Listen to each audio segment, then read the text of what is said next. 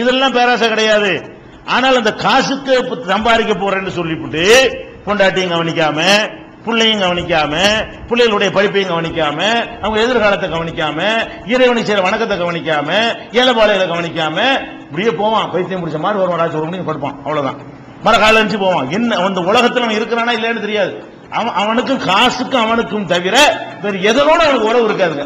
இப்படி அதுக்காண்டி இது வந்து ஆசை வேண்டியது அதுக்காண்டி இப்படி இருக்கலாமா? அப்ப உங்களுக்கு எவ்வளவு கடமை இந்த மார்க்கத்தில் சுமத்தப்பட்டிருக்கிறது.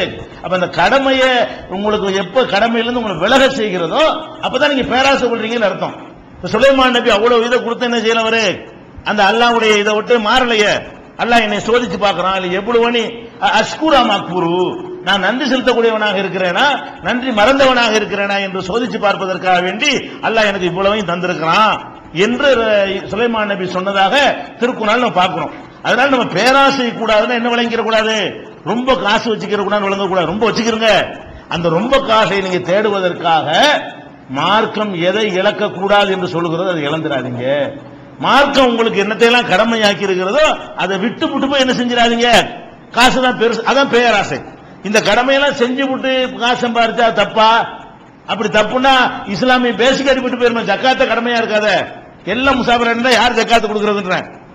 ஆனால் அதை தேடுவதற்கு நம்ம என்ன செஞ்சிடக்கூடாது, எந்த விதமான ஒரு மார்க்கத்தினுடைய கடமைகளையும் உலகத்திற்கு செய்ய வேண்டிய கடமைகளை இழந்து அப்படியே ஒரு மனநோயாளி மாதிரி ஆயிடுறாங்க. பணத்துக்காக வேண்டி என்ன செய்யறாங்க. எவ்வளவு சந்தோஷங்கள் இன்னைக்கு பாக்குறமே. இதெல்லாம் பேராசைக்கு உதாரணம் சொல்லலாம். இந்த வெளிநாட்டுக்கு போறாங்க இல்லையா, வெளிநாட்டுக்கு போய் பொருளாதாரத்தை சம்பாதிக்கிறாங்களே, இது ஆசையா பேராசையா? அவங்க சம்பாதிக்கிற கம்மியா இருக்கலாம், நான் கூட சம்பாதிக்கிறதுனால அது பேராசை நான் சொல்லல. கம்மியா தான் சம்பாதிக்கிறாங்க.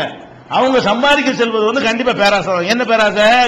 இந்த காசுக்காக வேண்டி மனைவி விட்டு விடுகிறார்கள், இந்த காசுக்காக வேண்டி அந்த பிள்ளைகளோடு கொஞ்சம் மகிழ்கிற அந்த பாக்கியத்தை விட்டு விடுகிறார்கள், இந்த காசுக்காக வேண்டி அந்த பிள்ளைகள் நம்ம கண்ணு முன்னாடி நம்ம கையில வளர்த்தா எப்படி இருக்கு, அதை எஜுகேட் பண்ணி எடுத்தா அப்படி நல்ல ஒரு சமுதாயத்தை உருவாக்கலாம், அந்த கடமையை மறந்து விடுகிறார்கள். இதுதான் பேராசைங்கிறது. பேராசை என்பது வந்து நீங்க காசுக்கு தான் ஃபர்ஸ்ட் வந்து அது பேராசை ஆயிரும். பெரிய ஆசை அது. பேராசைங்கிறது பெரிய ஆசை தானே பேராசைன்னு சொல்றாங்க. பெரிய ஆசைன்னு அதான் ஃபர்ஸ்ட் இடத்துல வந்து வச்சிருது. அந்த நிலையில வச்சு விடாம தான் பொருளாதாரத்தை நீங்க எடுத்துக்கொள்ளணும். பொருளாதாரத்தை எவ்வளவு உண்டாலும் தேடுங்க. அதில் வைக்கிற ஆசை எப்படி இருக்கணும்னா உங்க மனைவியை விட அது மேலானது நினைக்க கூடாது, உங்க பிள்ளைகளை விட அது மேலானது நினைக்க கூடாது, இறைவனுக்கு செய்யற இபாதத்துகளை விட அது மேலானது நினைக்க கூடாது, உங்கள் மீது சுமத்தப்பட்டிருக்கிற கடமையை விட அது மேலானது நினைக்க கூடாது. அப்ப இந்த மாதிரி ஒரு கணக்குல நம்முடைய வாழ்க்கையை அமைத்துக் கொள்ளணும் என்பதற்கு தான் பேராசை வேண்டாம் என்று மார்க்கம் சொல்லி நல்லா கவனிச்சு பார்த்தீர்களே. ஆனால் இதெல்லாம் மனசை பக்குவப்படுத்தக்கூடியது. இந்த அறிவுரைகள்லாம் என்னது, பொருளாதாரம் சம்பந்தமாக மனசை பக்குவப்படுத்த. இன்னும் சொல்ல போனா இந்த பேராசையை அடிக்கிறதுக்காக வேண்டி ரசூல் ஸல்லல்லாஹு அலைஹி வஸல்லம் அவர்கள் ஒரு ஆத்மீக ரீதியாக நம்மளை பக்குவப்படுத்துறாங்க. எப்படி பக்குவப்படுத்துறாங்கன்னா, யகூல் இப்னு ஆதம் மாலி மாலி, இவன் என்ன செய்யறான், காசை சேர்த்துக்கிட்டு என்னுடையது என்னுடையது என்னுடையது என்று மனுஷன் என்ன செய்யறான், சொல்லிக்கொண்டே இருக்கிறான். ரசூலுல்லாஹ் கேட்கிறாங்க, ஹல்லக இப்னு ஆதம், அடே ஆதமுடைய மகனை உன்னுடையதுங்கிறிய, கொஞ்சம் யோசிச்சு பாத்தியா?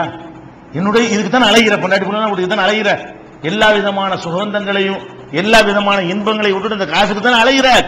நீ யோசிச்சு பாத்தியா உன்னுடையது என்ன? உன்னுடைய ஹல்லக்க மாலிக்க இல்லாம அக்கல்த, நீ எதை சாப்பிட்டு முடித்தாயோ அக்கல்த அப்புனைத்த, எதை சாப்பிட்டு முடிச்சிட்டியோ அதை தவிர ஏதாவது உன்னுடையதா? வீட்டுல 100 மூட்டை அரிசியை வாங்கி வச்சுதான் உன்னுடையதா? அது இல்ல. செத்து போயிட்டு யாரும் எடுத்துட்டு போறான். திண்டு முடிச்சுட்டாதான் உன்னுடையது. அவ லபிஸ்த அபலைத்த, எதை உடுத்தி கிழித்து விட்டாயோ அது உன்னுடையது. புதுசு புதுசா சட்டையை வாங்கி வச்சுக்கிற, போடவே இல்லை ஒன்னும், அது உன்னுடையதா? உன்னுடையது இல்லை. நீ அதை அனுபவிக்கவே இல்லையே. எதை நம்ம அனுபவிச்சோமோ அதான் நம்முடையது. அப்ப நம்ம திண்டு முடிச்சோமே அது உன்னுடையது.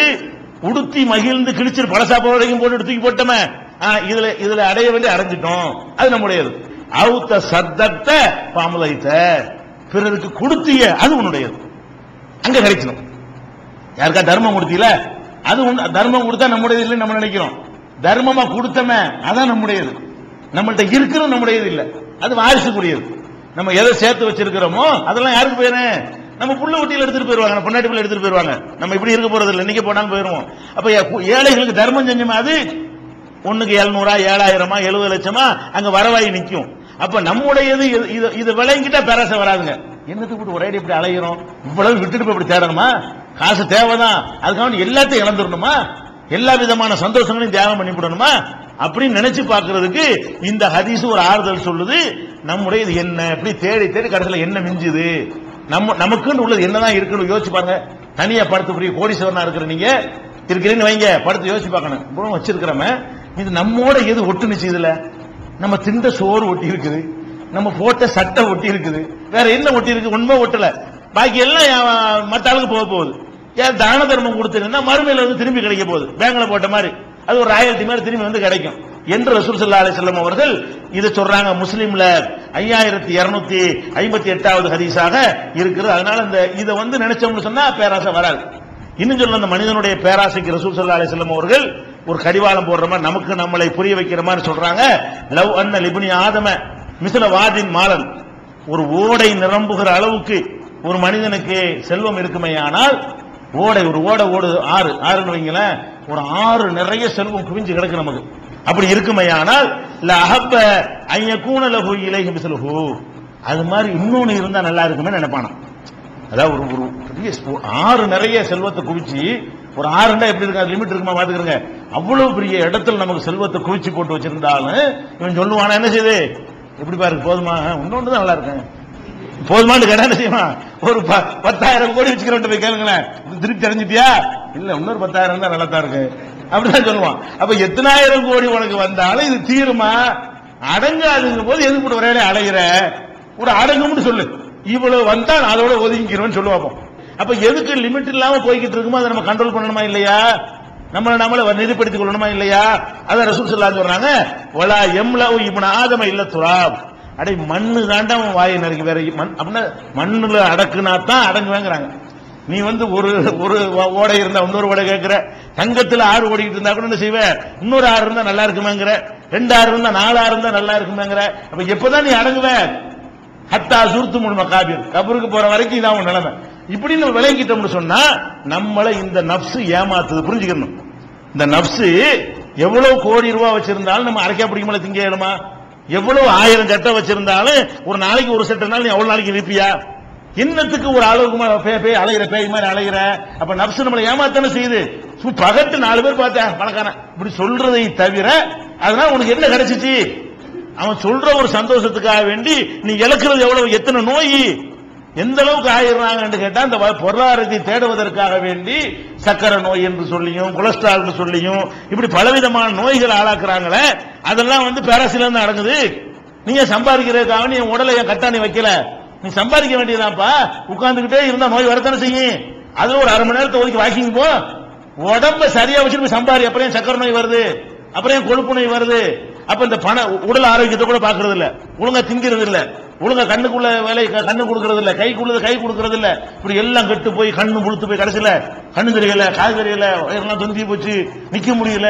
அப்படி எதுக்கு இந்த வேலை உனக்கு, இதான் பேராசைங்கிறது. அப்ப பேராசைங்கிறது என்ன செய்யணும், காசை தேடுவது வந்து இதெல்லாம் போக தேடுங்க. எது போக, உடம்ப கவனிச்சது போக, உன்னை கவனிச்சது, உன் குடும்பத்தை கவனிச்சது, உலகத்தை கவனிச்சது, அல்லாஹ்வுக்கு செய்யற கடமை எல்லாம் போக நேரத்தை ஒதுக்கி எவ்வளவு நாள் தேடிக்க, அது தப்பு கிடையாது இப்படின்னு சொல்லி நபிகள் நாயகம் ஸல்லல்லாஹு அலைஹி வஸல்லம் அவர்கள் நம்மளை நெறிப்படுத்துறாங்க. சுருக்கமாக இதுவரைக்கும் சொன்னதை சுருக்கமாக சொல்வதாக இருந்தால், பொருளாதாரம் நமக்கு தேவை, ஆனால் அதில் என்ன செய்யக்கூடாது, பேராசை கொண்டக்கூடாது, சுயமரியாதை விட்டுட்டு பொருளாதாரத்தை வந்து தேடிவிடக்கூடாது, பிறத்தை கையேந்தி விடக்கூடாது. எதை அல்லாஹ் தந்திருக்கிறானோ அதுக்கு மேல தேட ஆசைப்படலாம், ஆனா அதை கொண்டு போதுமாக்கிடணும். என்னத்தை அல்லாஹ் தந்திருக்கிறானோ அதை கொண்டு நாங்க போதுமாக்கிடுவோம். இப்படிங்கிற ஒரு பக்குவத்தை எல்லாம் நம்ம கண்டுபிடிச்சு வச்சுக்கிட்டோம்னு சொன்னா பொருளாதார சம்பந்தப்பட்ட பல விஷயங்களை தப்பித்துக் கொள்ளலாம். இன்னும் சில ஒழுங்குமுறைகள் இருக்கிறது, இன்ஷா அல்லாஹ் அடுத்தடுத்த நாட்கள்ல பார்க்கலாம். இந்த நிகழ்ச்சி பற்றிய உங்களின் மேலான கருத்துகளையும் ஆலோசனைகளையும்